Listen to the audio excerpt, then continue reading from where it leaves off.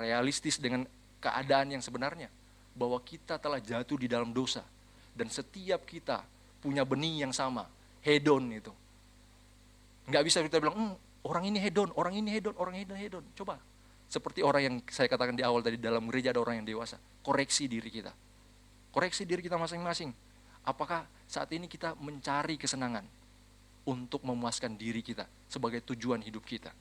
Ini menjadi yang masalah, Bapak Ibu. Konflik eksternal sebenarnya merupakan cerminan dari perang di dalam diri kita. Keinginan egois akan kesenangan yang menguasai hati manusia. Ini menjadi suatu masalah. Konflik berasal dari keinginan yang tidak terkendalikan di dalam diri. Sama-sama kita baca bagian ini. Konflik berasal dari keinginan yang tidak terkendali di dalam diri. Saudara, kalau kita menghadapi konflik, jangan dulu melihat orang lain. Jangan dulu melihat sekitar. Lihat dulu, apakah di dalam diri kita ada sesuatu yang tidak terkendali. Ada sesuatu yang mengendalikan kita, yang tidak terkendali oleh kita. Ini sesuatu yang bahaya. Mungkin ada yang bertanya, terus bagaimana? Kan kita pengen mencari kesenangan. Bapak Ibu, kesenangan bukan dosa. Tetapi ketika kesenangan menjadi tuan atas hidup kita, disitulah masalahnya dimulai. Ketika tujuan kita daripada untuk menjalani kehidupan ini adalah kesenangan, itu bisa menjadi tuan di dalam kehidupan kita.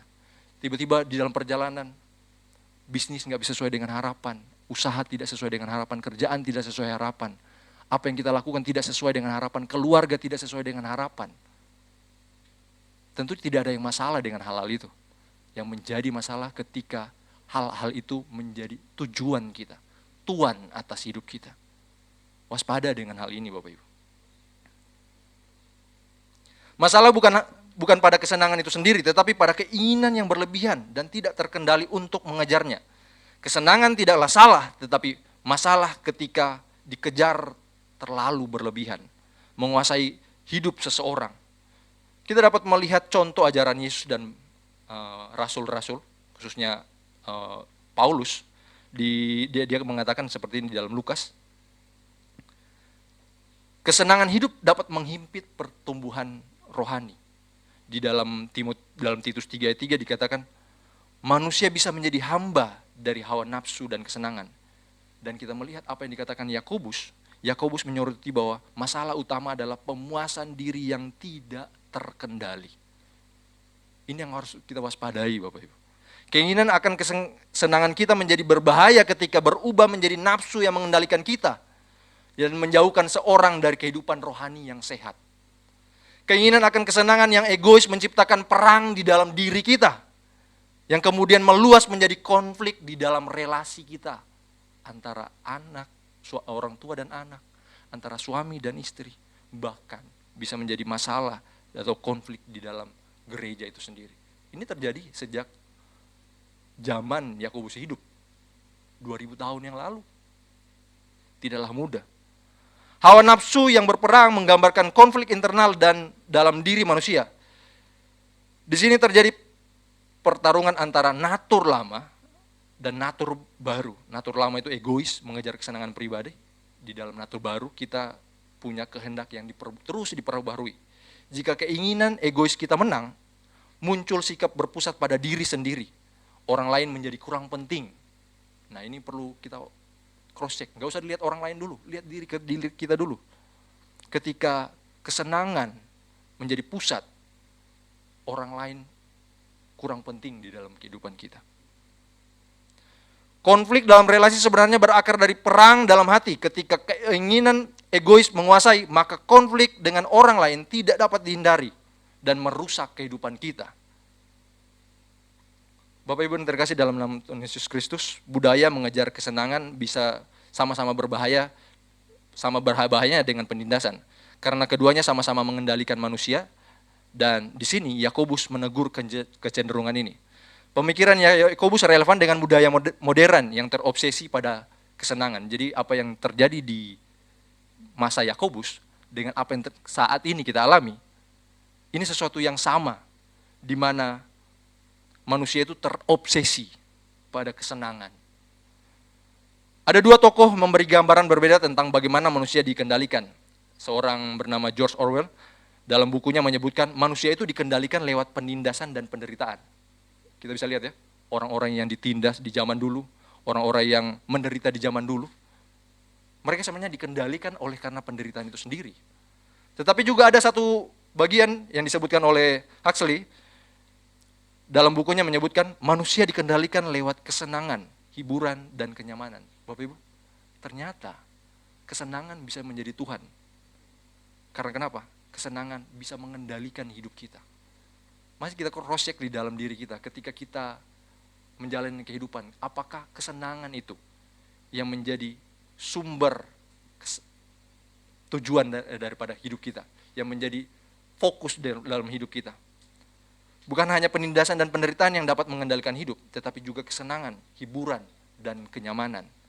Pengejaran kesenangan telah menjadi berhala modern, dan hal itu memicu konflik serta perpecahan dalam diri kita. Pandangan Huxley tadi sangat tepat, manusia masa kini lebih banyak dikendalikan oleh kesenangan daripada penindasan.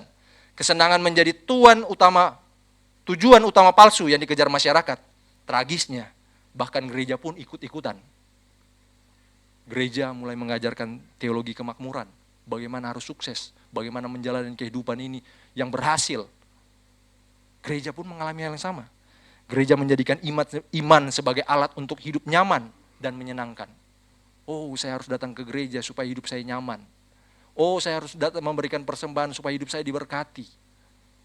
Ada sesuatu yang salah di bagian ini. Karena kenapa? Kita melihat bahwa kesenangan bisa menjadi tuan atas hidup kita. Iman Kristen direduksi menjadi gaya hidup yang mewah, bukan panggilan untuk hidup benar. Hidup kita harusnya hidup benar, bukan hidup senang. Kita akan melihat, kok dari tadi kayaknya kesenangan ini digagalkan terus, selalu di-counter terus. Nanti kita akan lihat sebentar bagaimana Alkitab melihat kesenangan ini. Kita melihat akibatnya orang percaya mengalami konflik dalam diri. Konflik itu meledak menjadi pertengkaran dalam keluarga, pekerjaan, komunitas gereja, dunia. Ketika kesenangan menjadikan pusat hidup, hal itu merusak hati manusia dan menghasilkan konflik secara internal maupun dalam relasi dengan orang lain. Bapak Ibu yang terkasih dalam nama Tuhan kita Yesus Kristus, konflik dalam relasi seringkali mencerminkan hati yang telah menjadikan kesenangan pribadi sebagai Tuhan tersembunyi. Jika hidup kita dipenuhi konflik, mungkin akarnya adalah kita menjadikan kesenangan pribadi sebagai prioritas tertinggi. Konflik antara pribadi bahkan di antara orang percaya bukan kebetulan, tetapi gejala yang harus kita perhatikan. Perhatikan ketika mulai ada konflik di dalam kehidupan kita. Pengaruh budaya seperti yang digambarkan Huxley menjadi kita sering mengejar kenyamanan dan kesenangan pribadi, bahkan membungkusnya dalam tampilan rohani. Masalahnya, ketika kesenangan diri menjadi pusat hidup kita, balik lagi kayak tadi. Orang lain kurang penting dan konflik terus nggak bakalan terhindarkan. Refleksinya bagi kita adalah, apakah hal yang kita senangi adalah menyenangkan Tuhan atau hanya menyenangkan diri kita sendiri? Tanyakan pada diri kita masing-masing, gak usah tanyakan pada orang lain. Tanyakan pada diri kita, apakah kesenangan yang kita lakukan selama ini, apakah setiap hal yang kita lakukan yang membuat kita senang, itu menyenangkan Tuhan atau hanya menyenangkan diri kita sendiri? Perhatikan di ayatnya yang kedua.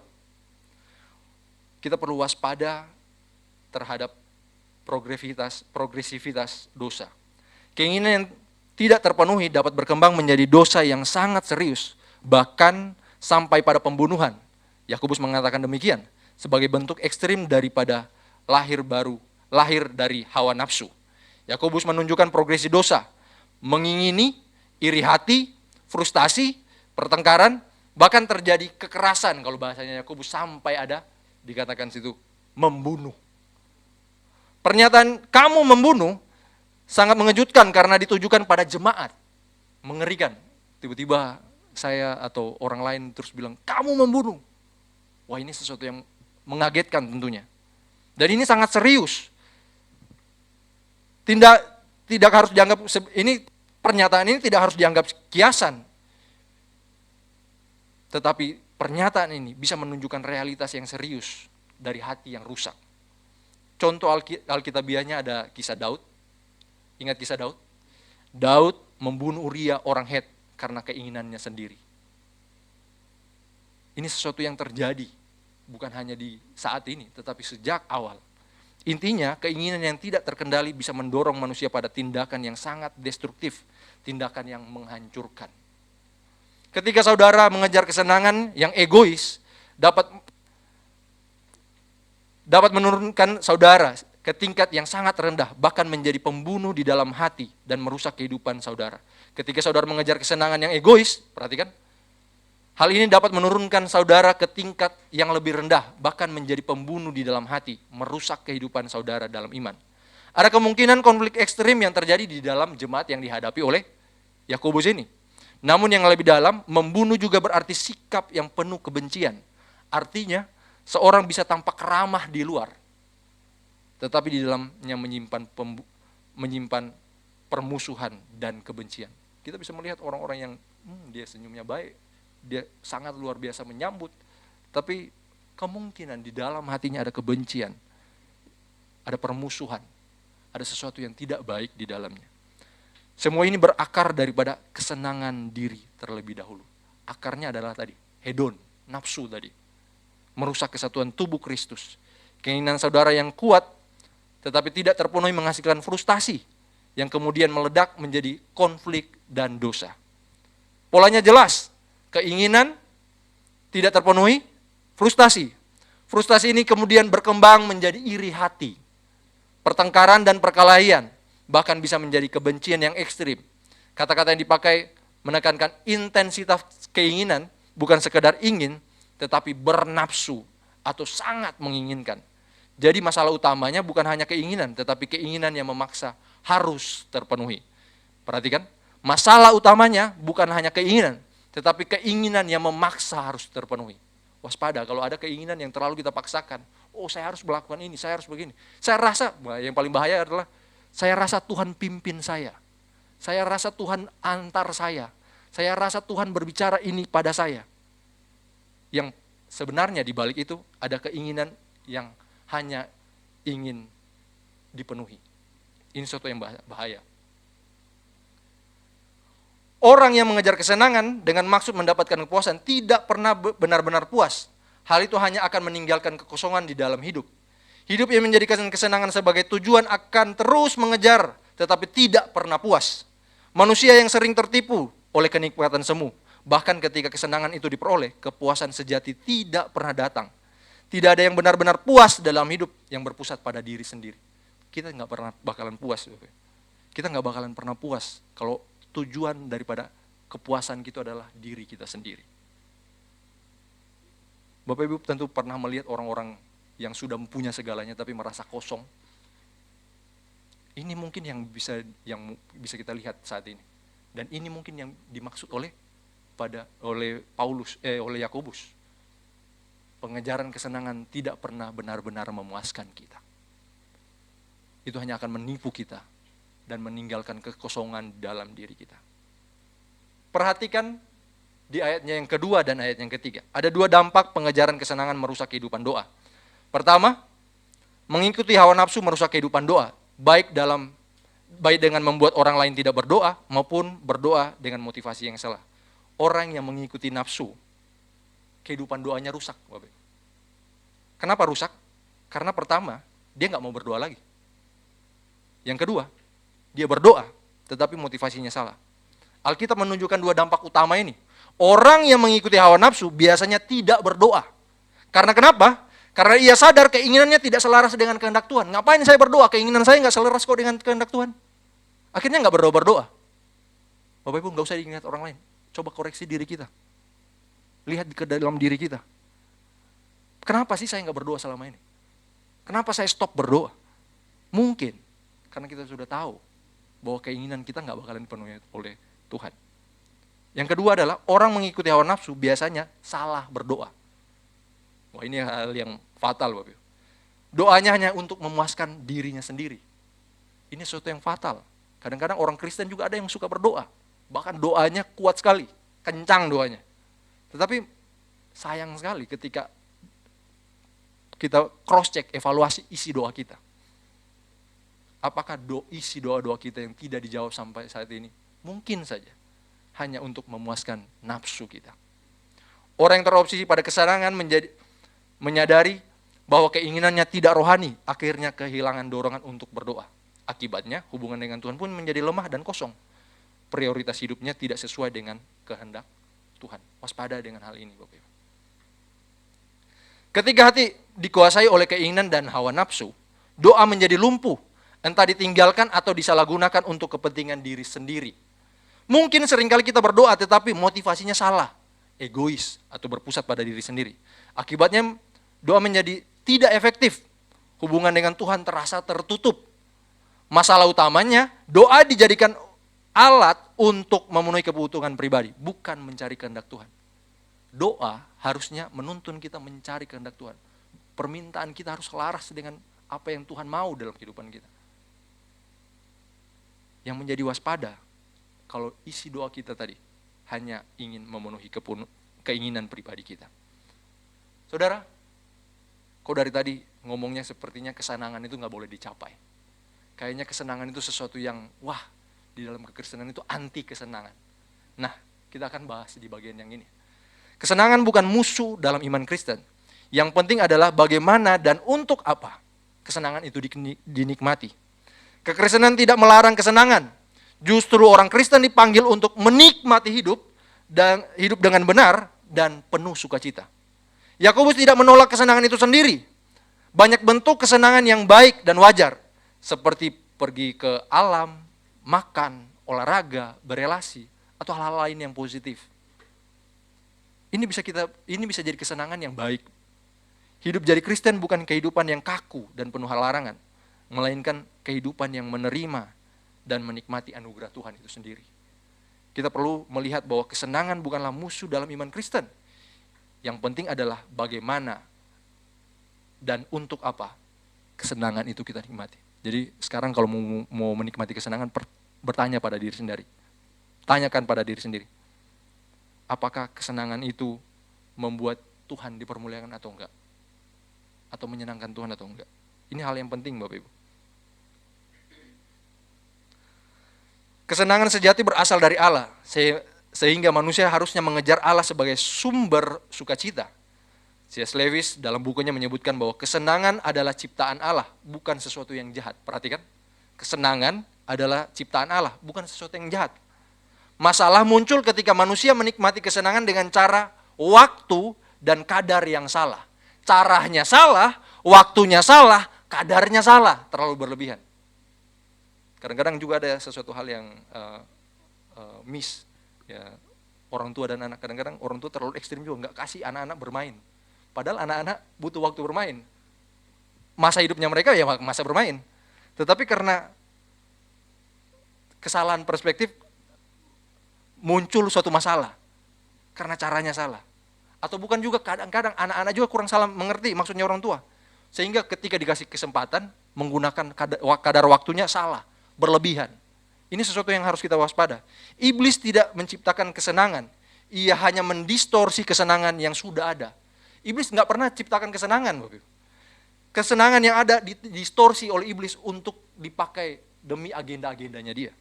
Kita melihat ya, kalau kita melihat kayak ada pertanyaan di dalam live group, kayak bertanya tentang bagaimana kalau tentang narkoba, bagaimana dengan ganja, bagaimana dengan hal-hal yang lain itu. Tuhan menciptakan itu tentunya punya maksud. Yang menjadi masalah adalah ketika hal-hal seperti itu didistorsi sebagai suatu kesenangan yang harus dicapai dengan cara itu. Ini menjadi masalah dalam kehidupan kita. Perhatikan, keinginan akan kesenangan itu baik, tetapi akan berujung pada kekosongan jika tidak diarahkan pada Allah sebagai sumber yang sejati. Mencari kesenangan adalah bagian alami dalam diri manusia. Yang menjadi masalah adalah ketika kita mencarinya dari sumber dan cara yang salah. Blaise Pascal menegaskan bahwa semua manusia secara alami mencari kebahagiaan. Tidak ada satupun dari antara kita yang tidak mencari kebahagiaan. Setiap tindakan manusia didorong oleh keinginan untuk bahagia. Sebenarnya, keinginan bahagia ini bukanlah dosa, melainkan bagian dari ciptaan ciptaan Tuhan di dalam kehidupan kita. Tuhan yang menciptakan itu dalam kehidupan kita. Hanya yang menjadi masalah tadi, kita melihat bahwa ada distorsi yang dilakukan oleh si jahat.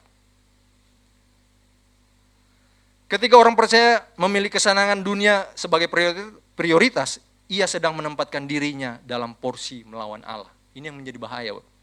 Ketika kita memilih kesenangan atau hal-hal yang menyenangkan untuk kita sebagai prioritas, ini menempatkan diri kita sebagai musuh Allah. Perhatikan ayat yang keempat, Yakobus menegaskan. Perhatikan ayat yang keempat, Yakobus menegaskan, persahabatan dengan dunia sama dengan permusuhan dengan Allah. Yang dimaksud dunia bukan berarti, nggak boleh lagi kita berteman dengan orang-orang yang nggak percaya. Nggak kayak gitu. Yang dimaksud dengan dunia adalah sistem atau nilai yang melawan dan dikuasai oleh kejahatan. Ini yang ditentang oleh Yakobus. Saudara bisa tidak menyangkali Allah secara lisan, tetapi ketika saudara menikmati dan memilih hal-hal yang memusuhi Allah, ini membuat saudara menjadi musuh praktis Allah melalui gaya hidup saudara. Ini yang perlu kita waspadai. Peringatan keras jika seorang Kristen terus hidup seperti ini. Maksudnya hidup menikmati hal-hal yang memusuhi Allah, yang menjadikan kita musuh Allah. Jika kita masih hidup seperti ini, bisa jadi iman kita tidak sejati. Hidup yang selaras dengan dunia dan kesenangan dengan yang melawan Allah bukan hal sepele. Hidup seperti itu menunjukkan permusuhan terhadap Allah dan bahkan mempertanyakan keaslian iman seseorang. Perhatikan, pengajaran Yakobus mendorong kita untuk melakukan evaluasi diri yang jujur tentang hubungan kita dengan dunia dan Allah. Pertanyaannya refleksifnya untuk kita, apakah kita makin dekat dengan dunia atau makinkah kita dekat dengan Allah? Saat ini kita makin dekat dengan dunia atau kita makin dekat dengan Allah? Apakah sumber kesenangan kita adalah dunia atau sumber kesenangan kita itu adalah Allah? Yang paling penting di sini adalah bagaimana Allah menilai hidup kita, bukan bagaimana kita menilai hidup kita sendiri. Ini yang paling penting, bukan tentang bagaimana orang menilai hidup kita, bukan bagaimana kita menilai hidup kita, saya kurang layak seperti mereka, tetapi bagaimana Allah menilai kehidupan kita. Yakobus menantang kita untuk menguji hati kita, kepada siapa kita benar-benar berpihak, kepada dunia kah atau kepada Allah. Perhatikan ayat yang kelima. Allah dengan kasih yang cemburu menginginkan hati kita sepenuhnya, sehingga persahabatan dengan dunia adalah bentuk perselingkuhan rohani yang melukai relasi kita dengan Dia. Sama-sama katakan perselingkuhan rohani. Yakobus menegaskan bahwa Allah bukan hanya menentang dosa, tetapi juga cemburu ketika kasih-Nya kepada umat-Nya diduakan. Tidak ada yang suka diduakan. Allah pun demikian. Allah pun punya, dikatakan oleh Yakobus ini, Allah pun cemburu. Kesadaran akan kasih Allah yang cemburu seharusnya menghentikan kompromi dengan dunia dan membawa kita kembali kepada Dia. Pertanyaannya adalah, kesenangan dunia mana yang menjauhkan kita dari Tuhan dan saat ini perlu kita tinggalkan? Adakah kesenangan-kesenangan yang saat ini kita sedang lakukan? Adakah kesenangan-kesenangan yang saat ini kita nikmati? Adakah kenikmatan-kenikmatan yang kita saat ini lakukan dan merasa puas dengan itu, membuat kita jauh daripada Tuhan dan perlu kita tinggalkan? Mari, hari ini kita diajak untuk tinggalkan itu. Kita masuk bagian yang kedua. Di ayat yang kedua bicara tentang bergantung pada anugerah Allah dan bertobat dengan sungguh. Perhatikan ayatnya yang ke-6 sampai ayatnya yang ke-10. Dikatakan di sana, tetapi anugerah yang diberikannya kepada kita lebih besar daripada itu. Karena itu, ia katakan, Allah menentang orang yang mencongkak, tetapi mengasihi orang yang rendah hati. Ayat yang ke-7, karena itu tunduklah kepada Allah dan lawanlah iblis, maka ia akan lari dari hadapanmu. Ayat ke-8, mendekatlah kepada Allah dan ia akan mendekat kepadamu. Tahirkanlah tanganmu dan hai orang-orang yang berdosa, dan sucikanlah hatimu, hai orang yang mendua hati. Sadarilah kemalanganmu dan bersukacitalah dan merataplah. Hendaklah tertawamu kamu ganti dengan ratapan dan sukacitamu dengan duka cita. Rendahkanlah dirimu di hadapan Tuhan dan ia akan meninggikan kamu. Perhatikan ayatnya yang ke-6. Solusi bagi hati yang terikat pada kesenangan dan dunia adalah kasih karunia yang lebih besar dari Allah, yang selalu cukup dan hanya diterima oleh orang-orang yang rendah hati. Saudara, jawaban atas masalah dosa dan konflik bukanlah usaha manusia. Kita nggak bisa, Bang. Mau menyelesaikan itu nggak bisa. Nggak betul-betul bakalan bisa menyelesaikan itu. Bahkan hal yang paling besar di dalam kehidupan, masalah dosa, kita nggak bisa selesaikan itu. Tetapi anugerah Allah terus melimpah di dalam kehidupan kita. Faktanya selalu ada kasih karunia yang lebih besar untuk setiap situasi kita. Ketika kita menghadapi kelemahan pribadi kita melihat ada kasih karunia. Saya melihat waktu dalam pelayanan ini, wah kadang-kadang kayaknya nggak bakalan sanggup menjalani pelayanan. Kadang-kadang nggak sanggup menghadapi masalah-masalah yang terjadi. Tapi ketika saya melihat kelemahan itu, saya melihat anugerah Tuhan. Kasih karunia Tuhan begitu besar. Bukankah itu yang terjadi dalam kehidupan kita ketika kita merasa tidak mampu menjalani kehidupan? Kita melihat Tuhan tetap menuntun kita. Ada banyak masalah di dalam kehidupan kita, bukan? Kelihatan mukanya udah mulai gak bahagia lagi. Kelemahan pribadi, ketika masalah terjadi dalam kehidupan kita, anugerah Tuhan begitu besar. Dosa kita yang berulang kali, banyak kali kita melakukan dosa, bukan? Kalau mau dihukum saat ini, mungkin kalau kita hidup dalam perjanjian lama, udah berapa kambing dan ini domba yang harus kita korbankan. Puji Tuhan, Kristus berkorban untuk kita. Sehingga apa yang dikatakan oleh Yakobus ini, kasih karunia yang lebih besar itu nyata di dalam kehidupan kita. Ketika kita menghadapi konflik relasi dengan pasangan kita, tetapi Tuhan masih meneguhkan rumah tangga kita.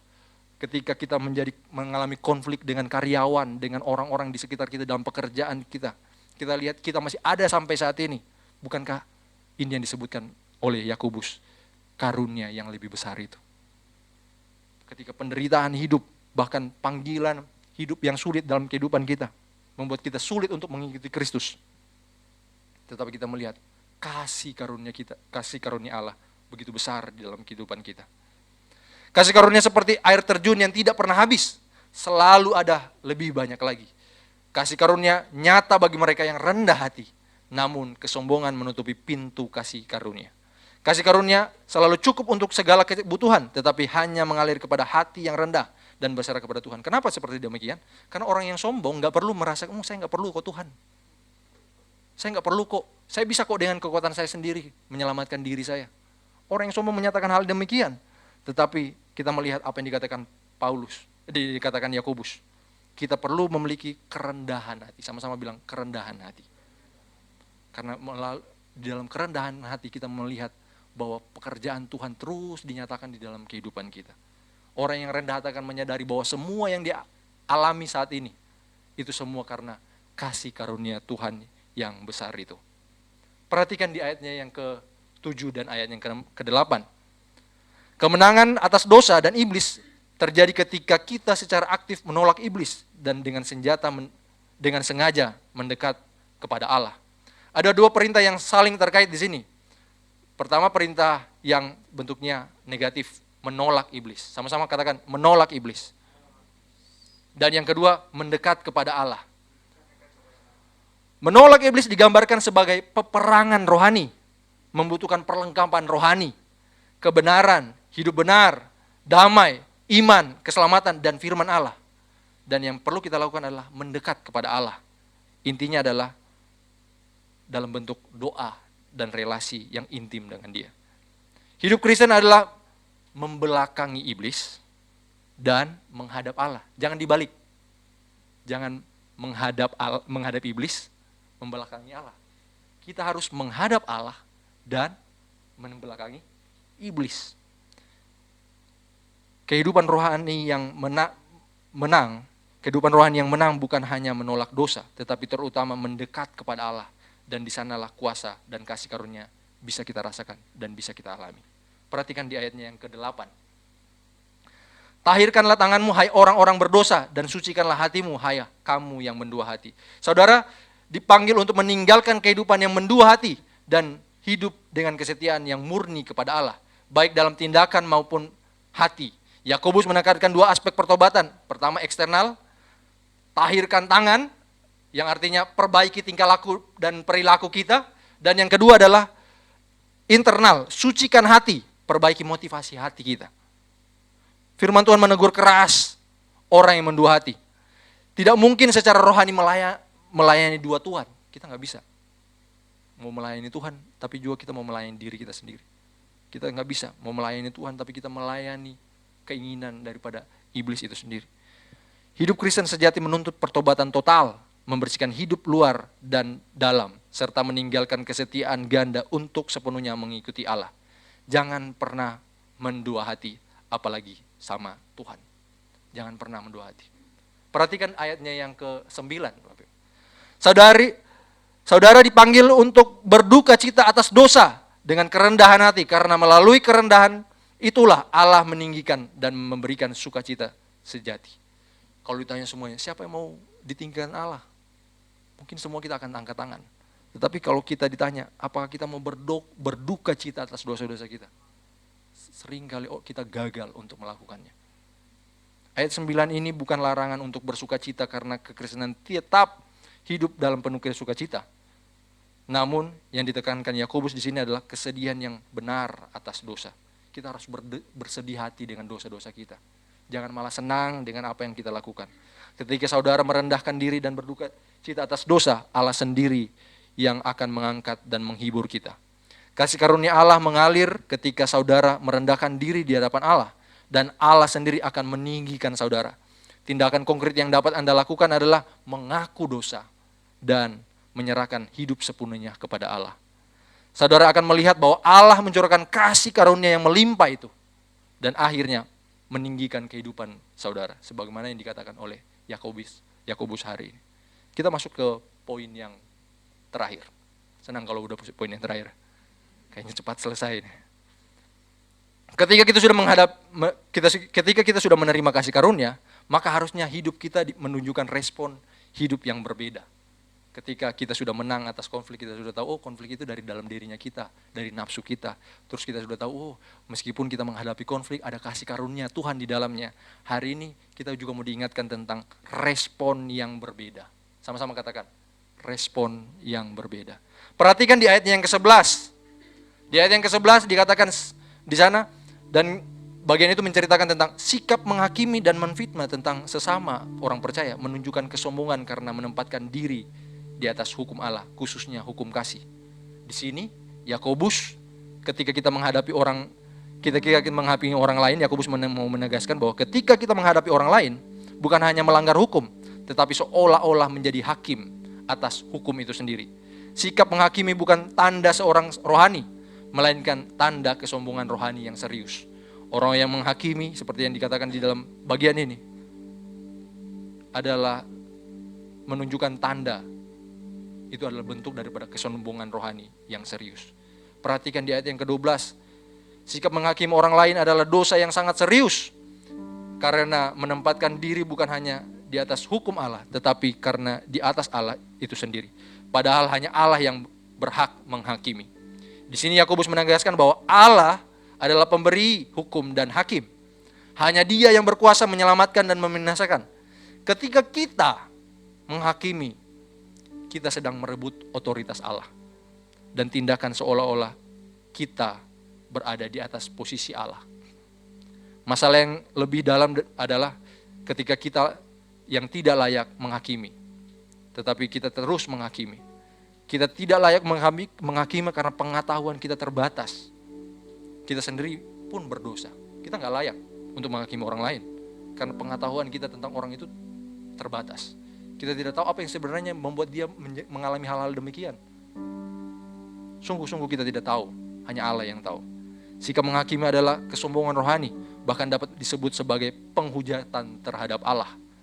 Respon yang benar adalah mengakui dosa kita sendiri. Dan kembali menyerahkan penghakiman itu kepada Allah. Puji Tuhan, kalau Tuhan boleh menolong kita sampai hari, menuntun kita untuk melihat hal-hal ini, merespon dengan benar, mengakui dosa kita sendiri, dan mari kita menyerahkan penghakiman itu kepada Allah. Ketika kita melihat suatu hal yang tidak sesuai dengan kita, serahkan semuanya kepada Allah. Dan kita akan melihat bagaimana Allah mau bekerja dalam kehidupan kita, dan kita akan melihat kemenangan bersama-sama dengan Dia. Ada hal yang menarik Bapak Ibu di bagian ini. Ada satu teladan yang telah diberikan kepada kita dan harusnya menjadi suatu hal yang perlu kita terus lakukan, kita jadikan teladan. Yesus Kristus. Yesus Kristus tidak membalas saat Dia difitnah dan dihakimi. Yesus Kristus menyerahkan penghakiman kepada Allah. Dan Yesus Kristus menunjukkan kasih yang rela berkorban. Maukah kita memiliki hal-hal ini? Meneladani Dia di dalam kehidupan kita. Dengan demikian, setiap hal yang ada, konflik yang kita hadapi, Tuhan ada bersama-sama dengan kita, mengingatkan kita, menunjukkan kasih-Nya kepada kita, menuntun kita, umat-Nya. Mari kita tundukkan kepala kita, minta Pastor Sam untuk tutup kita dalam doa. Ada mungkin yang datang dengan berbagai macam konflik, baik itu konflik dalam rumah tangga kalian, atau konflik dalam tempat pekerjaan, atau konflik mungkin dalam tempat pelayanan. Biarlah apa firman yang sudah diingatkan kepada kita, tidak buru-buru kita menuduh ini semua gara-gara kamu. Meskipun mungkin alasannya valid. Dan mungkin ada konflik dalam yang selama ini tidak tahu jalan keluarnya. Sebelum kita menunjuk kepada orang itu, pasangan kita, anak kita, orang tua kita, teman kita, firman pada siang hari ini mengingatkan, jangan-jangan it's because of me. Akulah penyebabnya. Ada hawa nafsu, keinginan yang sudah menjadi tuan atas hidup kita. Dan memang mustahil untuk mengubah keinginan itu, karena memang that's what we wanted. Itu yang kita benar-benar inginkan dan harus kita dapatkan. Karena itulah yang membentuk kita, yang mencetak identitas kita. Di sana kebermaknaan kita, di sana lain kita anggap berharga. Tapi biar pada malam hari ini, Injil Yesus Kristus itu yang mengubahkan kita. Kalau kita gak mampu, biarlah kita merendahkan hati kita pada siang hari ini.